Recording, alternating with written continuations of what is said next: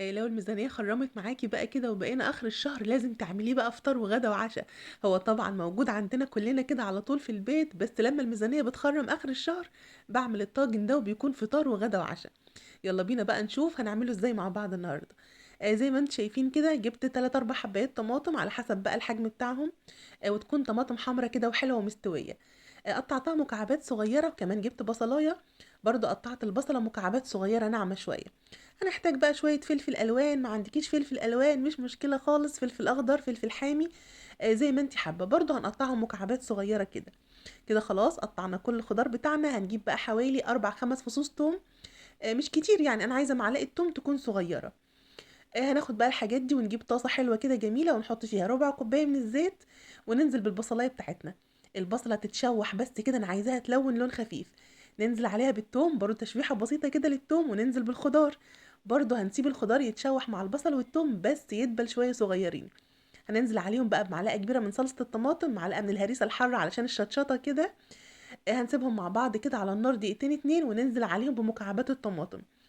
برضه هنرجّع الطاسة بتاعتنا تاني على النار، وهنزوّد بقى مكعبات الطماطم دي نُص كوباية مَيّة صغيّرة، وهنسيبهم بقى مع بعض كده على نار هادية يتسبّكوا وياخدوا ويدّوا مع بعض كده.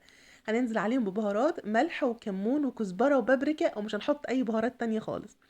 تقليبتين 3 وحطّي بقى الفول اللي أنتِ عايزاه. أنا باستخدم الفول المقشور علشان القولون بعافية حبّتين. طبعًا بقى أي فول موجود عندِك في التلاجة، فول أنتِ مدمّساه، هتستخدميه. زي ما أنتم شايفين بقى كده حطّيت الفول مع الخضار وقلّبتهم تقليبتين وخدتهم حطّيتهم في الخلاط، وضربتهم وحطّيت عليهم ربع كوباية مَيّة. لو حاسين إن القوام بتاع الفول تقيل ومحتاج إنه يخف، مش محتاج ما تحطّوش مَيّة. رجّعت الفول تاني الطاسة ورجّعت الطاسة بتاعتي على النار بالضبط دقيقتين 2 على نار هادية. هنحضّر بقى الدقة القمر دي اللي هتخلّي الفول في حتّة تانية خالص. فصين توم، طماطماية صغيّرة، قرن فلفل حامي، قرن فلفل رومي، شوية كزبرة كتير كده ومعلقة كمون، وهنضربهم مع بعض كويس. معاهم معلقتين خل ومعلقتين عصير ليمون. كده خلاص خلّصنا الدقة، هنحضّر بقى صوص الطحينة. 3 معالق كبار من الطحينة وهنخفّها بربع كوباية مَيّة، بالتدريج كده لحد لمّا نوصل للقوام اللي إحنا عايزينه، وهنحط عليها معلقة كمون صغيّرة. مش هاحط على الطحينة ملح لإن الفول عندي كان مملّح كفاية. هناخد بقى شوية الفول القمر دول ونحطهم في الطاجن، وننزل عليهم بقى بالدقة الخطيرة دي. بجد، بجد لازم، لازم تعملوها مع طبق الفول، بتخلّي طبق الفول في حتة تانية خالص.